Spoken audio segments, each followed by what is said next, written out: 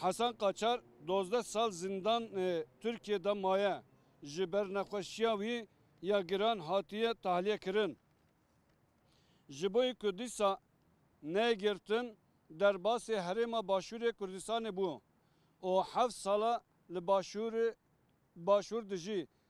Tevê hevser û 2 zarokê xwe li Hewlêr xwedî kar û îş û mala wî li wê Hewlêr e.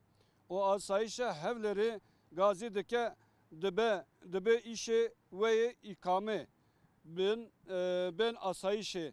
O ji nişkav da hevalê me tevî malbata wî bi darê zorê siwarê seyare dikin o tînin dervayê Hewlêr.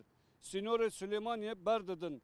Em ji wekî penaberê Bakur li hevalên xwe xwedî derdikevin o vê bûyera dijî bêhiqûqî, dijî mirwahî û dijî kurdeyatî şermezar dikin.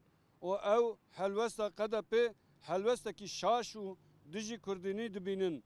O ewa xizmetguzariya hikûmeta Türk dike. Ewa dinêrin.